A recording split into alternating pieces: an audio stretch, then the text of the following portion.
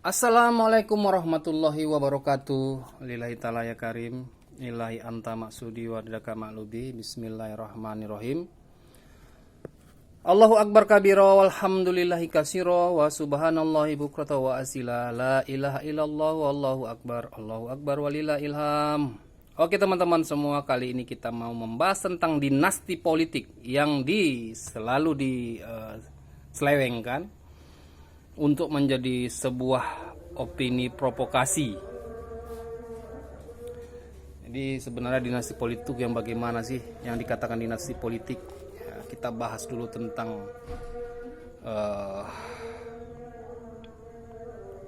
contoh-contoh orang terdahulu, yaitu para nabi dan rasul. Ya, kita ambil dulu dari situ.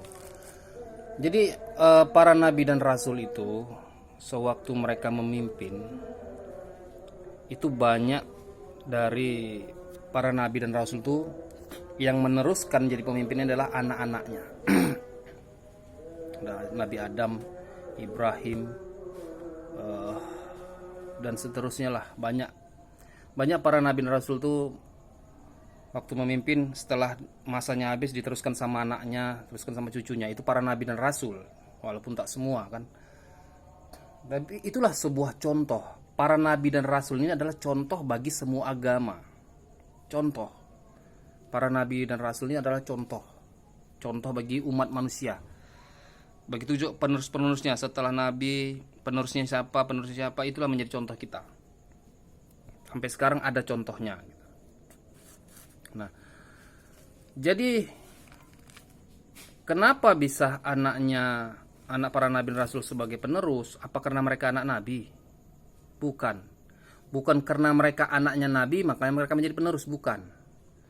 Tapi anak-anaknya yang memang layak, mampu, sehingga Allah pilih, sehingga Tuhan memilih anak-anak mereka. Karena anak-anaknya juga mampu untuk menjadi pemimpin. Bukan karena anak nabi, tapi karena kesungguhan si anak dipilih Tuhan. Karena memang anak-anak itu orang yang layak untuk memimpin sebuah negara, sebuah tempat, sebuah daerah. Bukan karena mereka itu anak nabi, bukan. Karena mereka orang yang layak, anak-anaknya layak. Begitulah sampai sekarang. Contohnya di masa Pak Jokowi, karena anaknya layak, karena Gibran layak, makanya dipilihlah untuk mengikuti kontestasi walaupun sebatas wapres. Bukan karena anak presiden, bukan. Karena memang layak. Nah, sekalipun anak pemulung, kalau memang layak dia, Allah akan pilih. Gitu. Mustahil, nggak ada yang mustahil. Orang yang mengatakan mustahil anak pemulung bisa jadi presiden, itu orang yang hatinya nggak bertuhan. Mulut berkata meyakini Tuhan, tapi hatinya tidak bertuhan. Itulah kalau ada orang yang mengatakan anak pemulung mustahil bisa jadi presiden. Faktanya Gibran mampu memenangkan hati rakyat, Pak Prabowo mampu memenang hati rakyat, maka mereka layak. Beda dengan dinasti politik. Dinasti politik itu sistem kerajaan.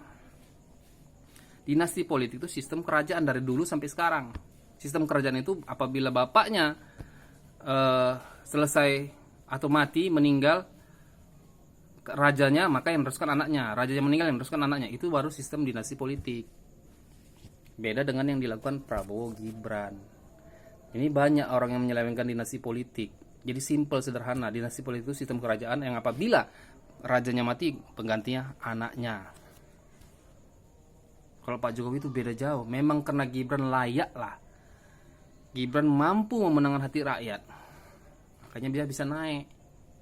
Sekarang orang yang mengatakan, memprovokasi tentang dinasti politik itu orang yang tak mampu. Orang yang tak mampu memenangkan hati rakyat. Jadi digoreng mereka lah bahwa dinasti politik yang dilakukan oleh keluarga Pak Jokowi itunya ceritanya. Sekian, terima kasih. Mohon maaf lahir dan batin. Billahi taufiq wal hidayah. Assalamualaikum warahmatullahi wabarakatuh.